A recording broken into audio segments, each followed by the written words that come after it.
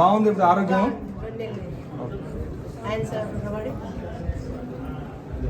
Fund రిలీ అయింది, అది చూసి నా పేరు వచ్చింది, సంతోషం అన్నాను. ఇక్కడ ఆఫీస్ నుంచి నాకు ఫోన్ వచ్చింది, మీకు ఇట్లా చెక్ వచ్చింది, అన్న ఇస్తారు, ఎమ్మెల్యే ఆఫీస్ నుంచి అన్న జయరామన్న గారు ఇస్తారు, మీరు 11 గంటలకి రాండి అంటే అన్నకు నేను చెప్తేనే సర్లే బషా నేను తోలుకొని పోతానని అన్న తోలుకొని వచ్చినాడు, నాకు చెక్ ఇచ్చినాడు సార్. ఎమ్మెల్యే గారికి ధన్యవాదాలు సార్. మీకు కూడా గారికి, నారా లోకేష్ గారికి, మా నాన్న అవార్డు 12వ వార్డు ఇన్ఛార్జ్ ఆమ్లెట్ మసన్ అన్న గారికి, నారాయణ సమన్న గారికి, అన్న నారాయణ అన్న గారికి, అందరికీ ధన్యవాదాలు సార్. Thank you sir. ఈరోజు రాష్ట్రంలో బడుగు బలహీన వర్గాల వారికి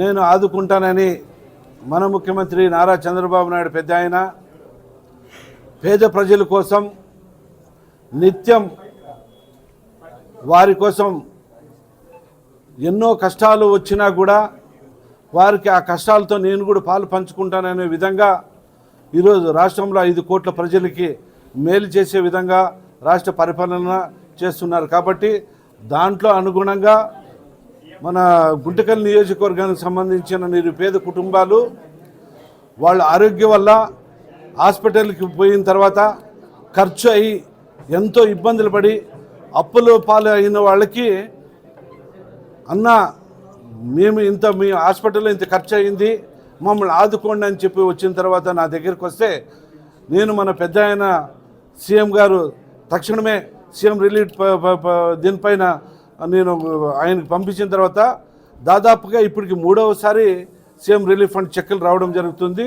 ఈరోజు 3వసారి దీంట్లో 4,85,000 రూపాయలు ఈరోజు ఇవ్వడం జరిగింది. దాదాపుగా మొన్ననే ఒక 10 లక్షల రూపాయలు ఒకే వ్యక్తికి ఎల్ఓసి తీసుకుంటే దానికి 10 లక్షల రూపాయలు ఈరోజు ఇవ్వడం అంటే చాలా ఆదుకున్న ఘనత నారా చంద్రబాబు నాయుడు పెద్ద ఆయన. నిరుపేదలందరూ కూడా ఒక ఇంటికి ఒక పెద్ద కొడుకుగా పెద్దన్నగా ఉండి ఆ పేద ప్రజలను కాపాడుకునేదానికి ప్రజలు కూడా అంటున్నారు. ఎప్పుడు కూడా మాకు ఎంతోమంది కూడా ఆరోగ్యాలు పాడైనా కూడా డబ్బులు రావడం మా అప్పుల పాలయ్యామో, కానీ ఈ మన తెలుగుదేశం ప్రభుత్వం వచ్చిన తర్వాత మమ్మల్ని ఆదుకుంటున్నాడు. కాబట్టి ఆయనకి ఎల్లవేళలా రుణపడి ఉంటామని చెప్పేసి ఈ పేద ప్రజలు చెప్పడం కూడా మాకు చాలా సంతోషంగా ఉంది. అదేవిధంగా పేద ప్రజల తరఫున నా వంతు గుంతకల్ నియోజకవర్గం వంతు మన నారా చంద్రబాబు నాయుడు పెద్దానికి రుణపడి ఉంటామని చెప్పి ఈ సందర్భంగా నేను మనవి చేసుకుంటున్నాను.